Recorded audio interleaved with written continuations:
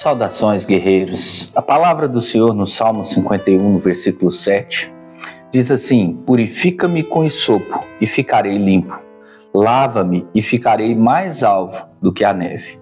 Esse salmo foi escrito por Davi, logo depois dele ser confrontado pelo profeta Natã pelo seu adultério com Batseba.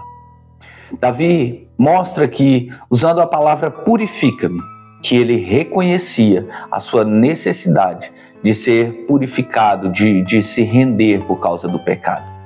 De que houvesse uma ação que o tornasse ou o declarasse limpo daquele pecado. Davi reconhece também que aquela ação não poderia partir dele, que ele não tinha condição de se autodeclarar limpo, de se autodeclarar purificado, de se autodeclarar perdoado daquele pecado. A ação do perdão, a ação da purificação, da declaração de purificação, ela tinha que partir de Deus. E o próprio Deus teria que declará-lo limpo. Davi também reconhece a autoridade do Senhor em declará-lo limpo. Davi reconhece que somente o Senhor podia estabelecer o perdão para aquele pecado, que somente o Senhor poderia limpá-lo daquela impureza do pecado que ele havia cometido. Davi nos ensina com essa palavra da mesma maneira, quando ele usa o termo lava-me e eu ficarei mais alvo do que a neve. Ele reconhece o mesmo princípio da necessidade, de ser purificado, de ser limpo da parte de Deus, da sua insuficiência de se limpar sozinho, que havia uma ação de Deus para se purificar, mas acima de tudo ele reconhece a autoridade de Deus para fazer isso, mas acima de tudo, Davi nos mostra que a limpeza é algo que é mais profundo ainda do que a purificação. Davi não queria simplesmente ser declarado perdoado daquele pecado. Davi queria que o seu interior fosse transformado, que o seu coração fosse mudado, que a sua mente fosse transformada, para que ele não viesse mais a pecar contra Deus daquela forma, para que todo o seu interior fosse transformado.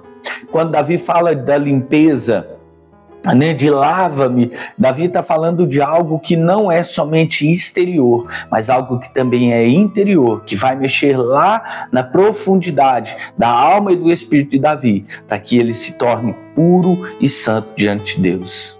Davi nos faz pensar sobre isso a respeito da graça de Deus sobre a nossa vida através do sangue de Jesus.